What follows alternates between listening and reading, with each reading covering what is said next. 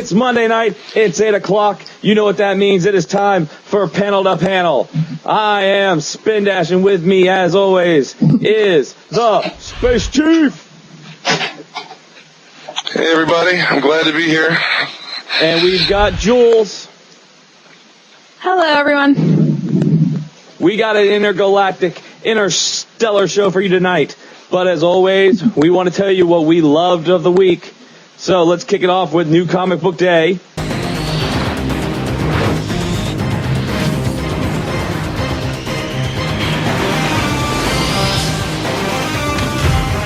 Hey. Chief, how many picks you got for us this week? Well, I had to go over my list a couple of times and some new additions. It's been revised a couple of times, but I'm down to 3 picks of the week and 1 honorable mention for the week. And first pick of the week, Superior Spider-Man. I thought this was a turning point for Spider-Man. Definitely. One thing that I learned tonight on Twitter, though, that I didn't notice, I think Jules saw this too, was that even though Peter Parker is gone, the thought bubbles are still brown, the mix of the red and the green, when they were both together. So Peter Parker is not totally gone, I don't think. He's coming back. My next pick would be Avengers number 12. Also for Spider-Man purposes, because Spider-Man is so awesome in this issue.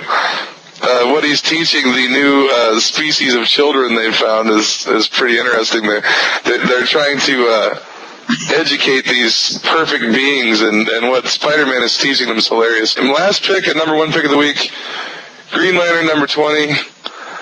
I'm not going to go on a big rant because I know Spin picked this too, and he wants to go off on it, so I'll keep it short since I've got more books.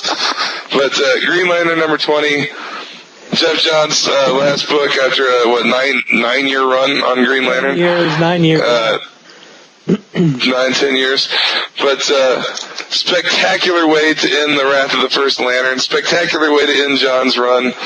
Beautiful artwork. This awesome story. It's a huge, thick issue. And that's a great one. And my honorable mention of the week be Superman number 20.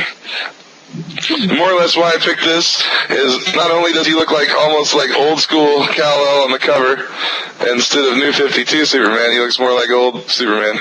But also there is an awesome battle between him and Orion, and then the kind of action comic-y kind of weirdness twist with Wonder Woman in it that I liked, and Hector Hammond comes into it, and it's kind of ridiculous and goofy like old action comics, but I really like that issue. That's my honorable mention.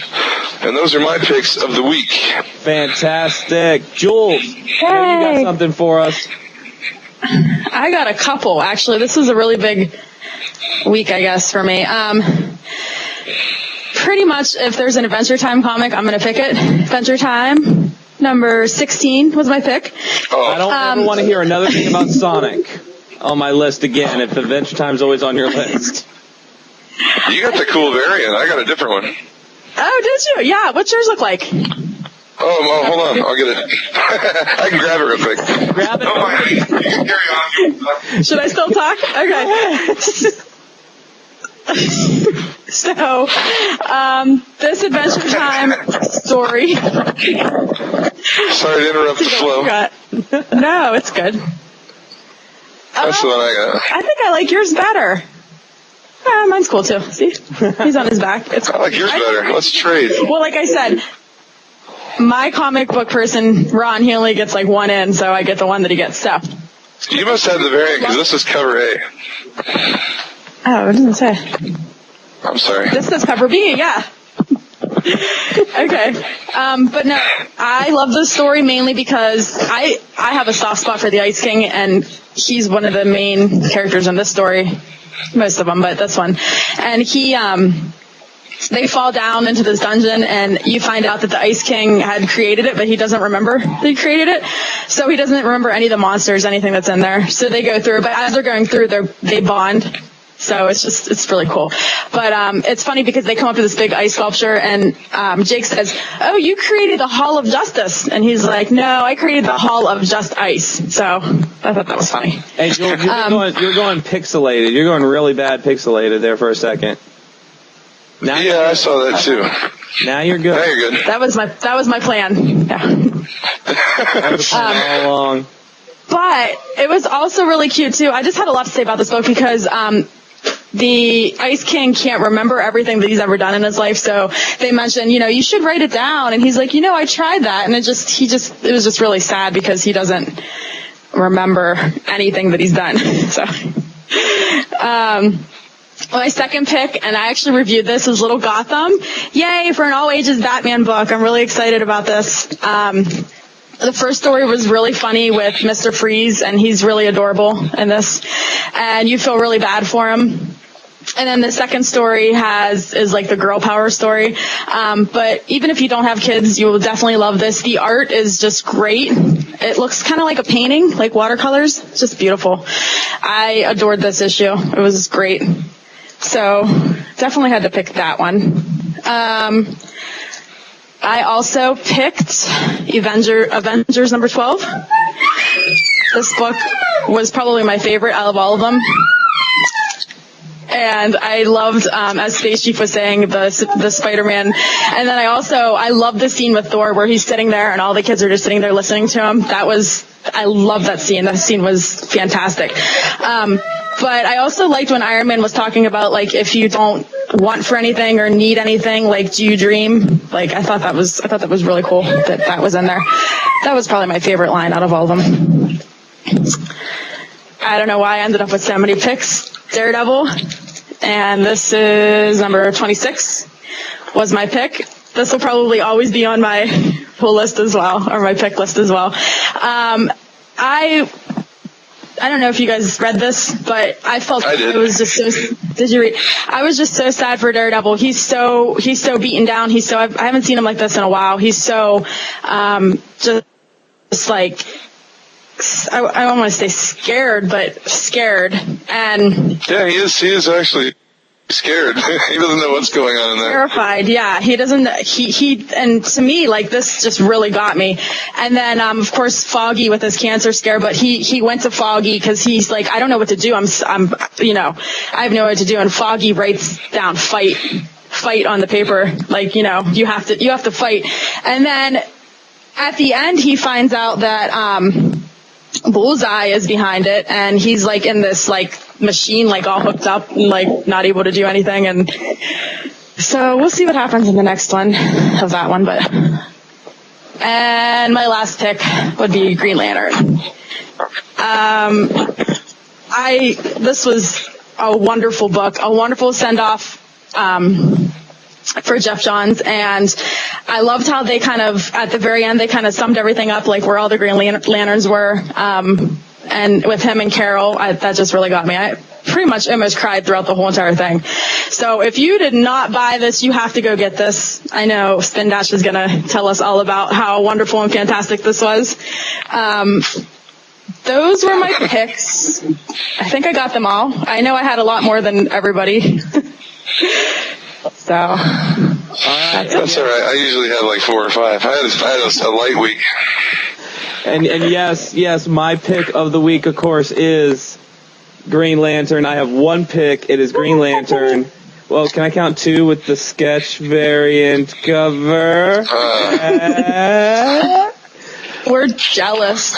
But really, I have to. This is my pick, but honestly, it's different because I picked the entire Wrath of the First Lantern series, and in some ways, I think this would, as far as the New 52 goes, with its arcs that it's had so far, and you think Throne of Atlantis, I want to say this might have even been better than Death of the Family.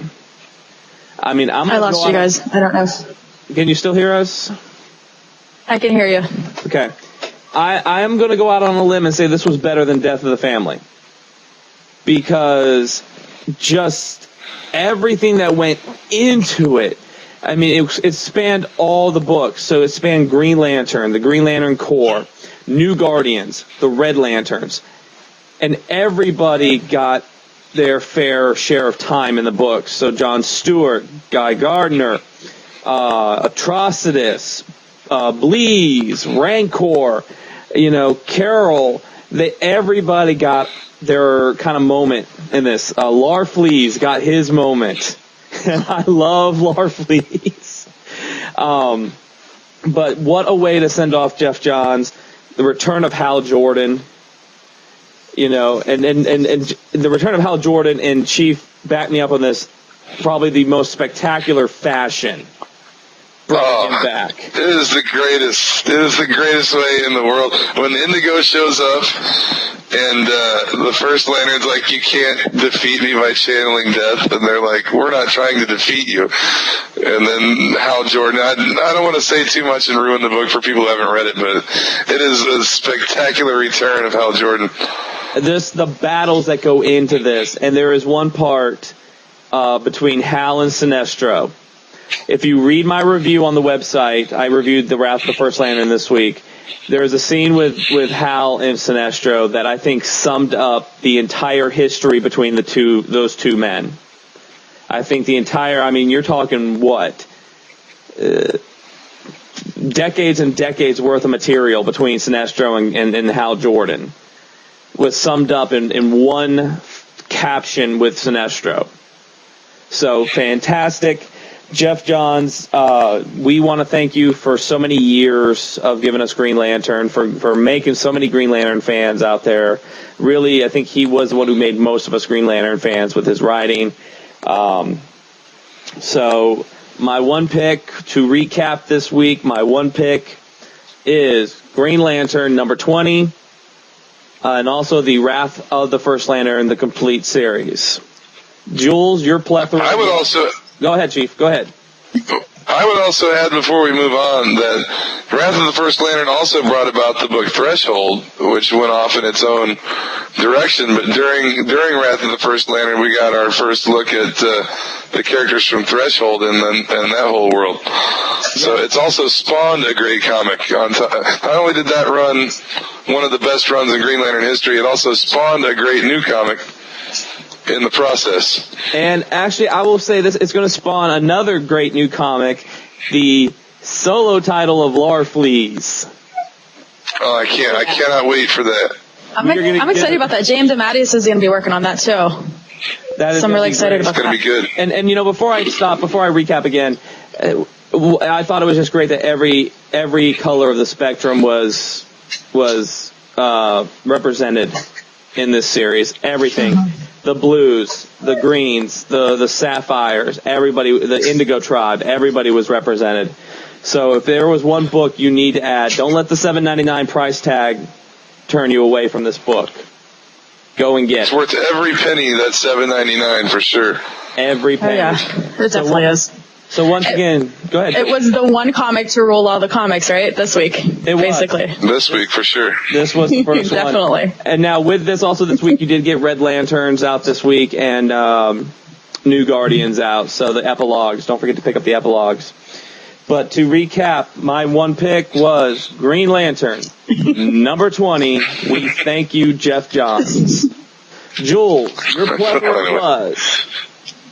Thank you, Jeff Johns. We love you. I had Adventure Time 16, Little Gotham number 2. I forget what I had so many. Avengers number 12, Daredevil 26, Green Lantern number 20.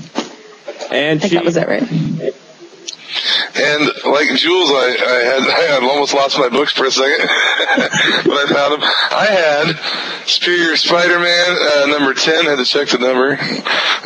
Avengers number 12. And like you two, I had Green Lantern number 20. The send-off of the great Jeff Johns. Thank you, Jeff Johns, for a spectacular run. Oh, and I forgot my honorable mention was Superman. Now, I spoke to a certain bearded one this week and asked him if we could do this just once, and Alan Moore approved. So today, instead of the Alan Moore beard of approval, he has graciously allowed us to give all these books the Jeff Johns seal of approval. So, those were our picks, but like I said earlier, we have an intergalactic, interstellar panel for you tonight. We're going to be talking about two intergalactic people tonight. One is, let's talk about the first one. As the owls hoot in the night. And then, there it is. There he is. He's making a guest appearance on the show. It's coming in on the train.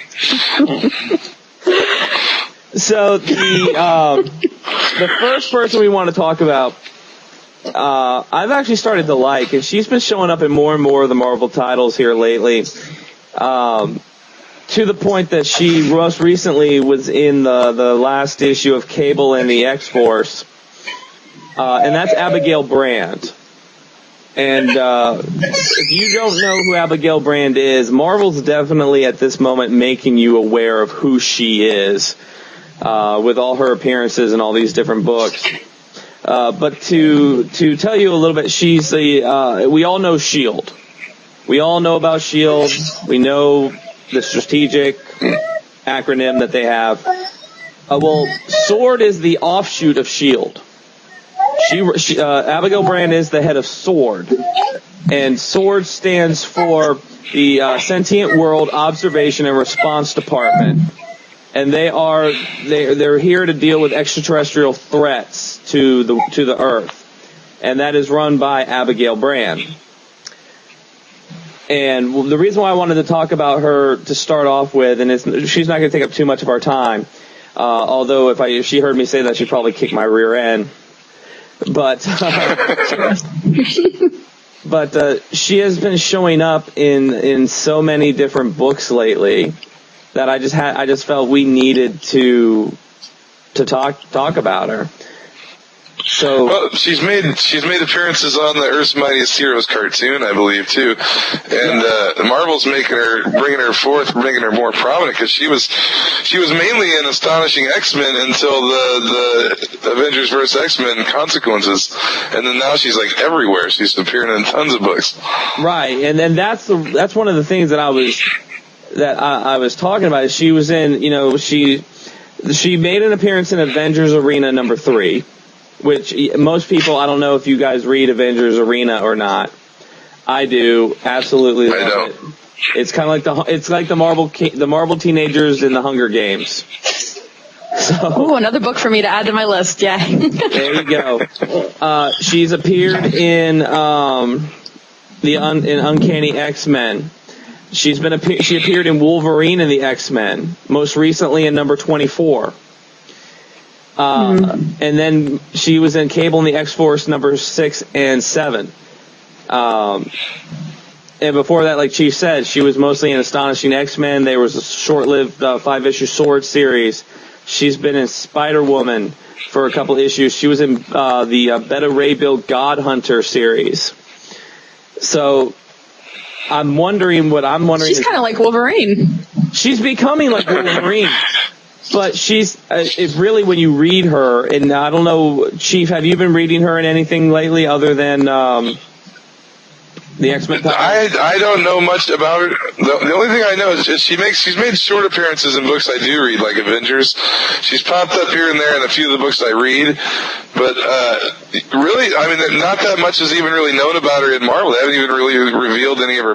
They know, her father's an alien and her mother's a mutant, but they've never shown her father before.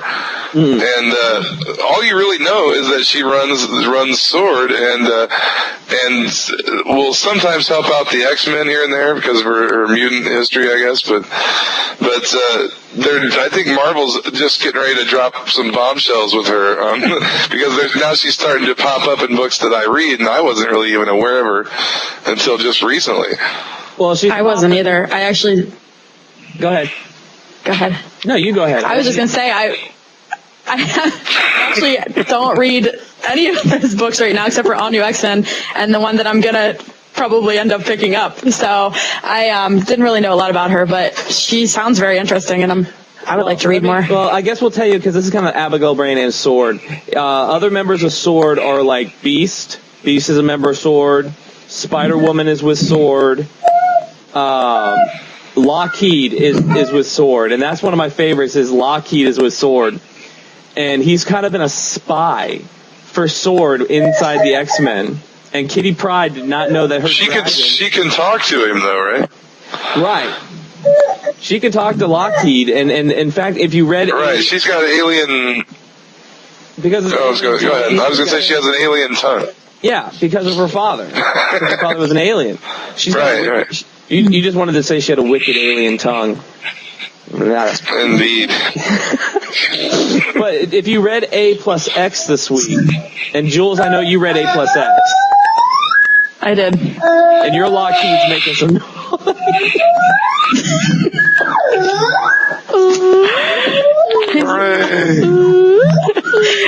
He found his Superman and brought it over to me and is trying to fly. That's it. The sound he makes when he flies. But if you read A plus X this last week, you had the story, the Kitty Pryde and Spider-Woman. Spider-Woman. And it was just hilarious because Lockheed is with them, and Kitty's like, she's like, I didn't even know that my dragon is a spy for you all when she's talking to Spider-Woman. That was funny. And then at the very end, because Spider-Woman loves Lockheed, Kitty looks at him and he goes, all right, who are you going home with tonight? And then he's like, and he's got like a little heart. Yeah, with a little heart. I love that panel. That was great. That was so cute. But that is the book I forgot to pick up. I was going to get that, and I totally spaced on it today when I was there. You'll get it. I'm so glad that I'm going to start picking it up. Well, I know you're going to get it because you had the Hawkeye Deadpool story that was the backup to it. That's what I wanted, and I totally forgot to pick it up. And I got home, and Jules said, I think you said something to her about it. I was like, oh! I wrote to Jules, I was like, oh, I forgot that one. It's a good one. You'll really enjoy it. But I think right now, with all the the alien things we're getting currently in the Marvel Universe, Sword kind of makes sense to have in there. 64 ounces. That's our good luck charm, right? We need that. Right. I agree with you. Got the Celestials have been cited lately. You've got this the Guardians of the Galaxy stuff with the coalition of the aliens agreeing to make Earth hands off. Sword is needed more now than ever with all these aliens just surrounding the Earth, debating on what to do with us all. And in Cable and the X-Force, Domino actually frees this alien, this like really bad alien, because of a vision that Cable had. And so Abigail Brand and Sword were mixed up in that because there was this fleet of aliens coming to destroy this other alien. I'll let you read it. But Abigail Brand was there as well. So I really like that. And I want to say this kind of stems from the Avengers. I have to say this stems from the Avengers, the movie, because we had the Chitauri and then Thanos at the very end. So people now are kind of seeing the Marvel Universe with this extraterrestrial light. So we're getting a lot more of the alien type things, and especially like you said, like in Thor the God Bomb, he's flying. Him and the Thors are flying through on their Viking ship through the cosmos. So every book is starting to get these kind of weird alien space type motif, and I want to say it all stemmed from the Avengers. Well, also in the Avengers series, there was the creator guy on Mars that was terraforming Mars, right, and then sent the seed bombs to Earth. And that's all tied into Captain Universe or whatever she's called now, and that's all tied in with all this alien stuff too. These planet terraformer guys that have been going through and changing species and planets for millennia. And then like what you talked about last week, the alien conspiracy that's currently going on in Iron Man, that in the history of Tony Stark. Right, yeah, the Greys and the I don't know. If you haven't been reading it, you'll know what I'm talking about. They got the Greys have the robots from the future or whatever in their their casino, and there's like people don't know that there's these alien beings that disguise themselves. It's kind of like Men in Black that way. They have these like Earth disguises they walk around in, but they're really these gray aliens that are just kind of like Earth con men that they kind of go around and con different races through the galaxy, and they're kind of sleazy, but they have ties to like other bigger, badder aliens too that it's all going to tie into. So it's getting more cosmic in the Marvel Universe. So where, maybe a decade ago, Nick Fury was kind of the big deal running S.H.I.E.L.D. because a lot of the battles were going on here on Earth. Abigail Brand is the Sword's Nick Fury, so we're probably going to be seeing a lot more of her with everything that's going on, especially with what's going on in Nova and in Guardians of the Galaxy. Everything that's going on, Abigail Brand is probably playing a huge role in this. Go girl power. I can see that. Now the question I can see that happening for sure. The question is, are we going to get a Sword variant of Agent Coulson? Are we getting a Sword Coulson? That's what I want to know. But talking about... I'm excited for the S.H.I.E.L.D. TV series. Oh, that looks... Oh, me too. We are going to be talking about that for probably We're going to be talking about that probably for the next couple months until it finally comes out, because that is going to be phenomenal. And I'm still saying, I don't know, you can stop me, I'll probably get ranted. I don't think they've said who the guy in the hoodie is yet from the trailer. I'm thinking it's Luke Cage. Mm-hmm. I think it's Luke Cage. I don't know, maybe. It's possible. I've been hearing talk of a Luke Cage movie coming up, but I don't know, maybe they'll bring him in. Maybe they'll segue into a movie with the... TV series or something. That would be interesting. But talking about all this intergalactic stuff, we're going to get to our main event. We mentioned Guardians of the Galaxy. Well, there is a certain guy on the Guardians of the Galaxy that I think everybody's been falling in love with, including Jules. I know Jules has a very good soft spot for this guy. And of course, if we're talking about Rocket, we got to talk about Rocket Raccoon. Gotta talk about Rocket Raccoon. Rocket. Oh man, I want to read that so bad. I gotta get that. So do I. Oh, Me and God. Space Sheep are so jealous right now. You're like the cool kid right now. We're like the losers now. I love this real quick before we get into this. Is the whole thing Magnola inside? Is it all Magnola's work, or is it just a cover? Here is what's inside this book. You're getting the Incredible Hulk number 271. Which was an appearance by where Hulk gets actually sent to Half-World, where Rocket's from. You get the Rocket Raccoon miniseries, 1 through 4 is all in here. You're getting Tales to Astonish, number 13, with Groot. Marvel Preview, number 7, the first appearance of Rocket Raccoon. And Annihilators, number 1 through 4, and Annihilators Earthfall, number 1 through 4, written by Bill Mancio, Dan Abnett, Stan Lee, illustrated by Keith Giffen, Sal Buscema, Mike Mignola, Jack Kirby. So fantastic. It's funny because I actually fantastic collection. But go ahead, Joel. I guess when Bill Mantlo was a little boy, he used to run. I don't know if he would run, but he would walk or run over to Jack Kirby's house, and they were best friends. And then I don't know, a little tidbit. I don't know if you knew that. Yeah. So I think that was I think that's why he did that, because of Jack Kirby. I really do. But really, with Rocket Raccoon, and we've said this before, Guardians was probably the reason why Guardians was so big coming out with its Marvel Now book was because Marvel announced it as part of the second wave of the Marvel Cinematic Universe. And when they first came out with the artwork for that Guardians, of course, you had Groot, you had Drax, you had Star-Lord, but then you had Rocket. And Rocket was, he was a member of the Guardians. But let's talk about his humble beginnings. And he first appeared in Marvel Previews number 7. And I was telling Chief about this earlier today. I read the book. It's a black and white story, and it's called.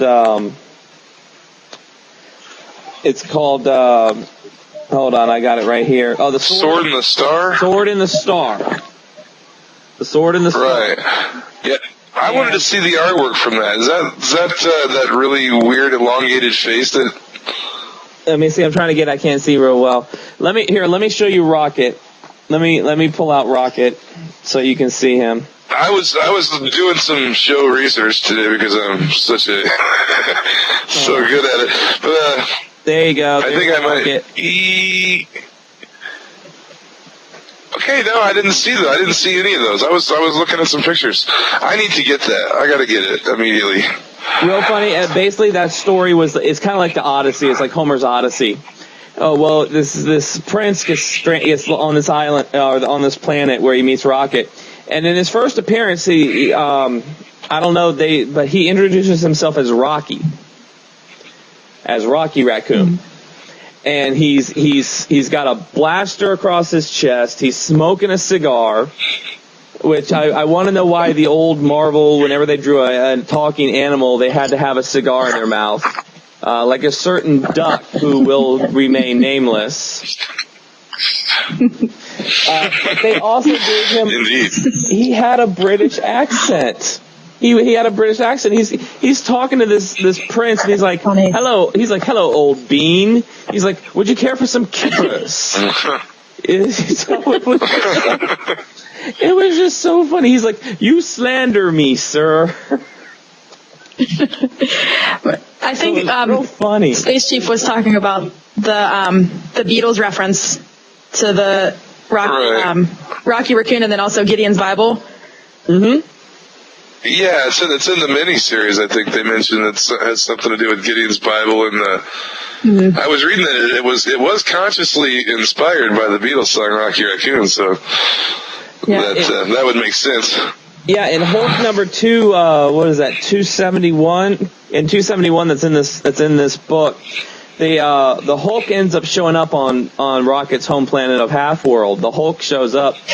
And he's passed out on Half-World, and Rocket has this has a partner called Walrus, and of course he's a walrus, and they keep trying to poke the Hulk. They're trying to poke the Hulk, and they're trying to move the Hulk, and they're like, we can't move him, and they're calling him spinach skin and J Jaws, but yeah, Gideon's Bible was actually stolen by this mole called Judson Jakes and this turtle called Uncle Picos. So the Hulk had to help him get it back, and the Hulk, at one moment, the Hulk is like, he sees Rocket and Walrus, and he's like, why animals talk? Hulk confused. He's like, he's looking at him, he's like, are there no puny humans on this planet? Yeah, Gideon's Bible, and Gideon's Bible plays a pretty big role in the Rocky Raccoon universe because he was the guardian of the Keystone Quadrant. That was who he was when he first started, and he had his own ship, the Rack and Ruin. He had a girlfriend who was an otter named Lila, and he had, like I said, he had his buddy the Walrus, and there was a bunny, and there's killer clowns. There's killer clowns that are trying to kill him, and it was just classic chaos and mayhem, and I absolutely adore it. I love it.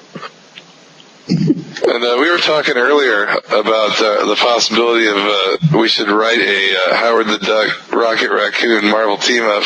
Yes. And send it to somebody. It needs to be done. It should be done before Rocket gets too big with Guardians. We need to capitalize on this character. And Rocket, I think, and Jules, what was your first foray into Rocket? Was it Nova and Guardians, or had you known Rocket beforehand? I didn't really know anything about him beforehand. It was Nova and Guardians, and then I actually, when I found out we were doing this, I bought on Comixology because I didn't have time to go get them. I think it's from the 2011 Guardians of the Galaxy comic, and I bought the first 3 or 4, and I read them. And I read the first one, and I didn't really know what I was getting into. It is so good. It's fantastic. And it's funny because they interview each of the characters too. Like they stop and then they say what do you think? And then they go on to the story. And I think there's a ton. So I'm going to be buying more, but when I saw him in Guardians of the Galaxy, of course I loved him, and I I thought he was great, and he's in Nova, so Nova's one of my favorite. Go by Nova. So, but yeah, I want to know more about him. So I'm actually really excited for the Guardians of the Galaxy movie because, he'll be in it. I'm hoping in the movie we do get the line from Rocket. I'm hoping we get the line, "Blam, I murdered you." Yeah. What I heard today, I watched a video. Oh, I'm sorry. Go ahead, Jules. I was just gonna say, in the one comic that I read, I think it was number 3. He was, no, it might have been the first one. He was saying that every single time he killed someone was hilarious. Yeah. I remember that part. There was a video about the movie on YouTube that it's like some movie preview site, but they were talking. They said that Rocket and Groot are only going to be in cameos in the first Guardians movie, and that most of it is going to be the origin story of Star-Lord, I think. And then he's going to go around and try to recruit Rocket and Groot and the other Guardians in the first one. Why show us that picture of all the Guardians? I mean, Drax has been cast, Gamora's been cast, and I mean, yeah. Don't, you know what? If you want to give me a movie, don't give me a movie of the origin of Star-Lord. Give me a buddy comedy between Rocket and Groot. Well, isn't that supposed to be the purpose of the new Guardians series? They were introducing you to Star-Lord so that we wouldn't have to go through all that in the movie. Right. And if well, I guess not everybody's going to read it. A wider audience, all that, I guess. Well, I mean... in the comic I was reading, it was... Go ahead. No, you go ahead. I was just going to say that Groot had gotten it blown up because, of course, he's always trying to save. I think we were talking that he's died like 3 times, but he got blown up, and Rocket went in, and they were like, no, and he got a piece of him, and then he planted it, and he was just saying how, and they're like, he's not going to grow that fast, and I just thought it was so endearing that, that's his buddy. He went in there, even though he probably could have got really hurt and got the little piece out and planted him and everything. And then, of course, the next issue he started to grow, but it was really cute. I loved it. See, I'm trying to figure that out because it says here on one of our favorite sites, Wikipedia. It says Yep. It says the plot for this movie, if there was, right now it says, in space, an American pilot and a group of futuristic ex-cons go on the run with a highly coveted object. Now, I would love if they stole the Tesseract. That would have been funny. The Tesseract. But if you want to give me a movie, don't give me, and it's the Star-Lord, it's Peter Quill. We already know the history of Peter Quill if you read Guardians number .1. Because remember, Guardians had a .1. That was the history of Peter Quill. Hollywood, quit trying to make these origin stories. We're sick and tired of origin stories. I mean, just give us... The thing they're trying to go on the run with is supposedly, what I've heard, the rumor mill is that it's the Infinity Gauntlet, or one of the Infinity Gems is the thing that they're taking to keep it from what Thanos is supposed to have something to do with it too. So we're talking maybe the second Avengers movie is probably like the Infinity Gauntlet War, the Infinity Gauntlet series. Go ahead, Jules. Okay, go ahead, Jules. Sorry. I was just saying I had no idea, but in the Infinity comics that I was telling you about, there was each one had Rocket, one had Gamora. That Thanos is her father, right?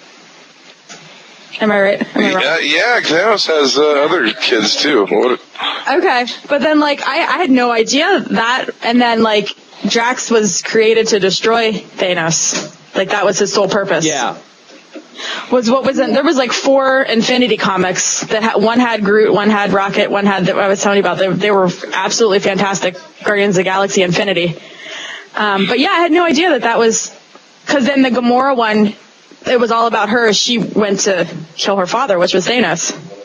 Yeah, because this is very interesting. Yeah, because she is the last of her species, because her whole species was wiped out by the Badoon, and Thanos found her. Mm-hmm. So Thanos, technically a father figure. Thanos is stepfather type thing, because he was going to use her as a weapon.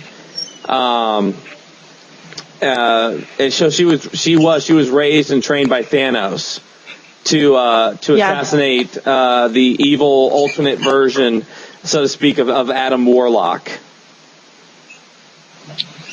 Which, well, it's really a genius thing how they're doing this. Oh, I'm sorry. Go ahead and finish up and all. What I was going to say is, if they're doing Infinity, if that's what the Marvel Universe is leading towards, is the Infinity Gauntlet and the Infinity Wars, you need to have Adam Warlock in there somewhere, because Adam Warlock played a very, he was a big part of those battles. Mm-hmm. Silver Surfer too was integral to a lot of that stuff. The Silver Surfer and Wolverine fought in it. Wolverine fought. Oh, I was going to say that. Oh, a lot of people did. I can't remember exactly. I've got the Infinity Gauntlet series. I need to dig that out and reread it again. But I was going to say, it's kind of genius how they're doing this marketing with Marvel, with the Avengers, with the movies and the comics, doing Guardians, and then bring out Thanos Rising, so you're getting Thanos' backstory, how he's growing up. Then you got Guardians, how the Guardians are starting to form, and then and Iron Man going into space, and the Iron Man movie and the Avengers movie. It's pretty genius how they're bringing the comics and the movies together. It's a step ahead of DC in that department, I would definitely have to say. I would have to say that too, and right now, everybody seems to love Rocket, and I know the next issue of Guardians, Rocket is the cover. He's like the cover model of the next issue of Guardians. But really, him showing up in Nova and basically training Nova. And I kind of like the redesign that they gave him now, because he's got the red eyes, and it's just the red eyes. Where in the past he would have, I think he had blue eyes, and then he would have, he always had regular eyes, and now he's got like just the red alien type eyes, and he doesn't want to be called a raccoon. And my favorite line again, blam, I murdered you. Blam, I murdered you. But what I also love is he still has his partnership with Groot. He still has his buddiness with Groot. It's beautiful. Risked life and limb for the tiny shard of Groot. And then he's floating in the space. I really like Groot too. He's grown on me. What's funny about Groot is, and I read this in this book in the Tales to Astonish. Originally, the Groot character, he came down to Earth to he wanted to abduct this village and take it back to Planet X, and so they could experiment on this village. And the way they tried bullets, they tried fire, but nothing could kill the Groot until this scientist created these genetically enhanced termites. And so I read about that. The termites killed Groot. And really the story, I was reading it, and it's an old-timey story, but they, the scientist is married to this woman, and the entire time she is just ragging on him. She calls him weak. She calls him a coward. She's like, why can't you be strong like these other men? And then he beats up, his termites kill Groot, and she's like, maybe I was wrong about you. I'm like, I'm waiting for this guy to backhand her throughout this whole thing. And then we find out in the Annihilator series, it was like Rocket's friend Groot was not, he wasn't the true king of Planet X. He kept going around saying he was the king, but he wasn't the king of Planet X. But I love that Rocket still, like you said, risked life and limb for Groot. But he also is, he's the Han Solo of the Guardians of the Galaxy. He's the flashy, cocky Space Chief, you showed that when you had that video, there was that picture that I adored, and I don't know what battle he was fighting, but there was all these like giants there. I'm not sure what that is, but then there's this little Rocket with this huge gun. It was like all the videos that you did. I'm not sure which panel it was, like what fight it was, but I thought that was absolutely fantastic, because you just see all these like huge guys with their guns, and then you just see him right there, like he's on the front lines. He's going in, I'll have to look up. I think the picture is somewhere. Might be on. There's a panel where he's got his gun. He's pointing it at somebody, and he says something like, "Don't mind if I point my unfeasibly large gun at you," or something. And he's just got this huge gun that's just bigger than his whole body. Let me see if I can find that panel. In the Annihilator series, it starts off with him working in a mailroom of the Timely It's Timely. Yeah, Timely Corporation, which was Marvel's name before Marvel. But yeah, for people keeping score. He's working in this mailroom, and he finds out the only reason he was hired was because they had to meet their cute animal quota for the month. and that's what's so great. That kind of humor is similar to Howard the Duck's kind of humor, which would be perfect for a crossover. Oh, hi, Howard. yes. Chief and I were talking. We want the movie where Howard the Duck goes to Tony Stark and asks Tony's help to get him back to Duck World, and Rocket Raccoon is hired to chauffeur him back to his home world, and then they could just have random adventures on different planets. Which Half World is still there. Half World was not destroyed, so they could stop on Half World. They could stop on Planet X. You know, they could have so many. I mean, that would be great for real. That would be a great mini-series. And I would be their number one in line to buy that book. If you give me, I would too. That would be awesome. They can both smoke cigars. They can. I found that picture. I don't know if you guys can see it. I cannot see it. I can't see a thing. But if Spin can see it, I can't see it. I'm gonna save it, Adam. I can't see you guys. Hey, wait a second. I got all kinds of little controls over here, but we've had so much trouble with this. I'm afraid to touch anything until we're comfortable with it. Yeah. Oh yeah, that's the concept art, right? Yeah, that's for the concept for the movie. Yeah, and here it is. Oh, that's for the movie. Oh. Yeah, that's the concept art for the movie. I saw that because there's Groot, and then you got Drax. Oh, okay. And Star-Lord. That's who they are. I couldn't tell who they were because, I made it bigger on here, but on the image on Google, it's like real small, so I didn't know who it was. Yeah, that's them. Because I seen Groot now. I didn't see him before, and there's Drax. There's talk of Michael Rooker playing Rocket Raccoon, the voice of Rocket Raccoon. Oh, that would be great. Merle from Walking Dead. Merle from Walking Dead. Maybe the voice of. He was in one of my favorite movies he was in. I know everybody's going to say, oh, I loved him in Walking Dead. I loved him in Tombstone. Henry Portrait of a Serial Killer. I forgot he was even in Tombstone. That was so long ago when I saw that. I love Tombstone. I think he would be good for that. Well, here's my thing. I actually was thinking, what if, you could have all these different voices of Rocket Raccoon. You could have like, hello, I'm Rocket Raccoon. I've got Groot. Or you could have, you see, me and Groot gonna go and blam, you're murdered with the jello pudding, and the video was like a wall. Or I would definitely watch that one. Or how about this? This would be the best one. You could have it's Al Pacino. It's like, come on, we are gonna go and blam. I heard you. Nana.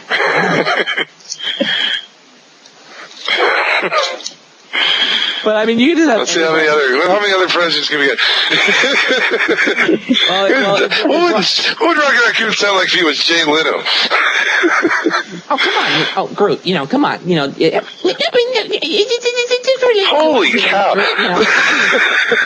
I would have never expected it to be that good. Or just name it, it's done. Or,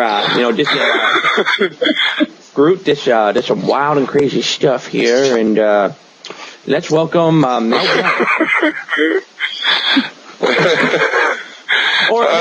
Jay Leno was really good. Oh, that's good.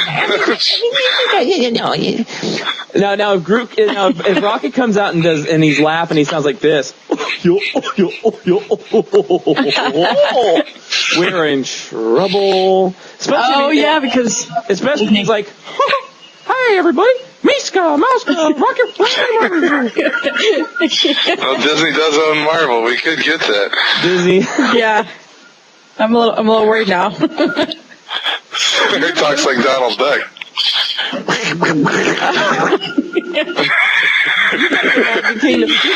You're gonna go to the Magic Kingdom, and there's gonna be Rocket Raccoon taking pictures and signing autograph books. Wait. With a big bazooka. If you go to Disney, is there going to be like a huge Rocket Raccoon thing? No. That would be awesome. Why don't they do some kind of Marvel? Do they have a Marvel thing at Disney right now? No, because Marvel's Universal over at Studios, Universal. they have. Yeah. But that was before they owned Marvel, right? They're not They gonna made move Universal. it. They're not going to move it. Oh, they would make so much money off of that. Yeah, they're not going to move it. Oh, I'd go to if it was a whole Marvel park. I'd go there right now. Let's go. Oh, yeah. Okay, good night. We're going to Universal Studios, everybody. We'll see you later. Suggestion. Panel crew, you just talked about Rocket Raccoon. What are you going to do next? We're going to Disney World. Going to, well, not really Disney. We're going next to Disney World, sort of Marvel part. And we're gonna go get wands, and we're gonna get butterbeer from Harry Potter. What if you had Groot? What if you had Groot and Rocket? And it's like, hey Groot, oh yeah, shut up, Rocket.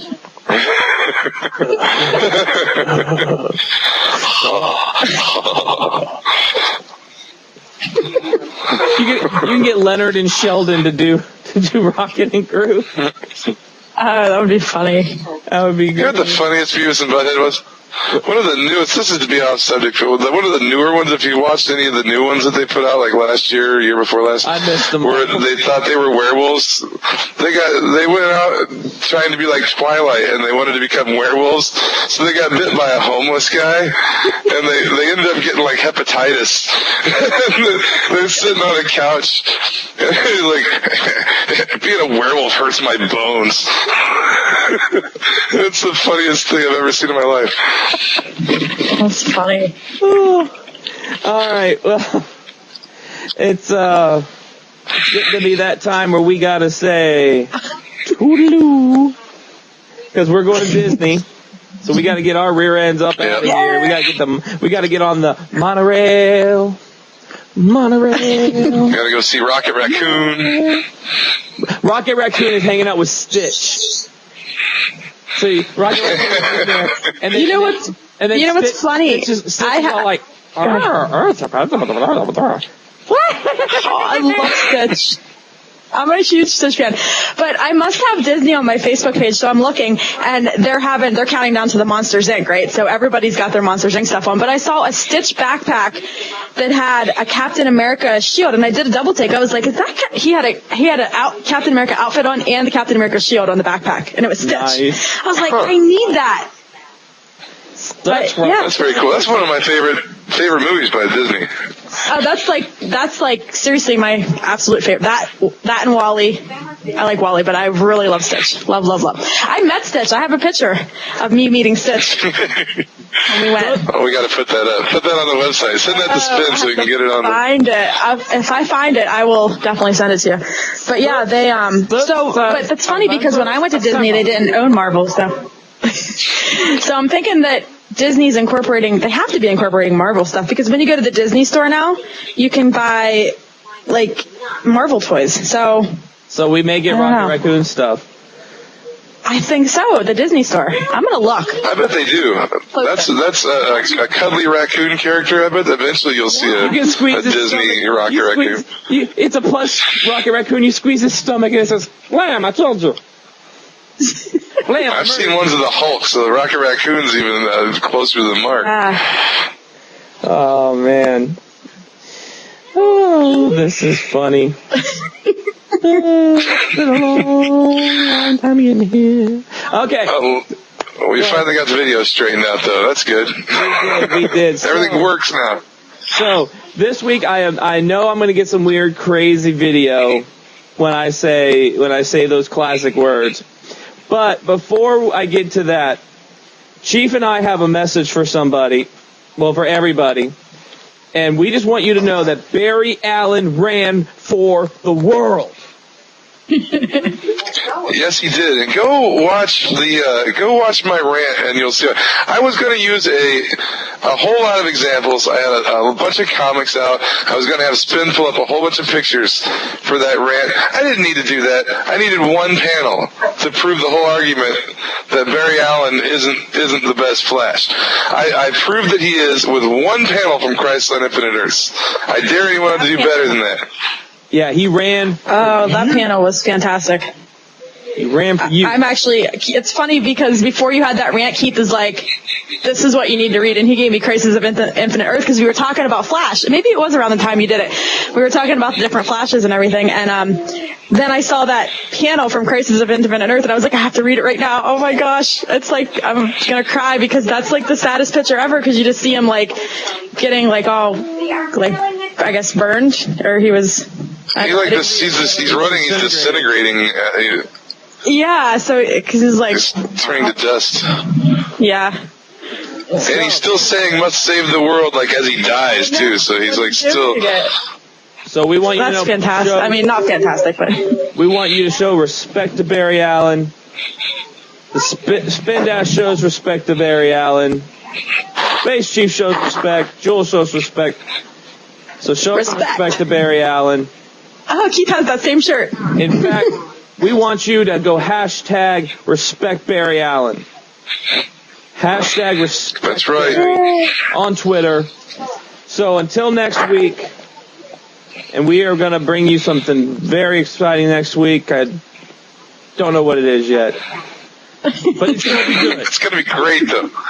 Oh, next week is annual week, too. A short message to people. If your shop doesn't pull your annuals for you, make sure you call and get those put on your list. My shop doesn't do it. I had to go in last week and set up all my annuals. Ton of DC annuals coming out next week. So if you haven't done it, call your shops. Adventure Time annual #1's coming out.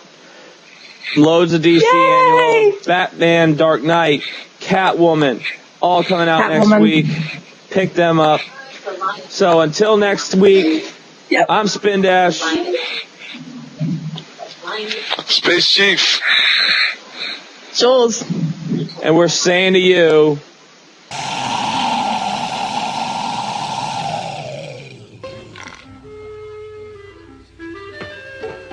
hello, my baby. Hello, my honey.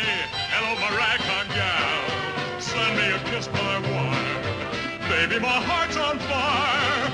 If you refuse me, honey, you lose me. Then you'll be left alone. Oh, baby, telephone and tell me I'm your own. Check, please.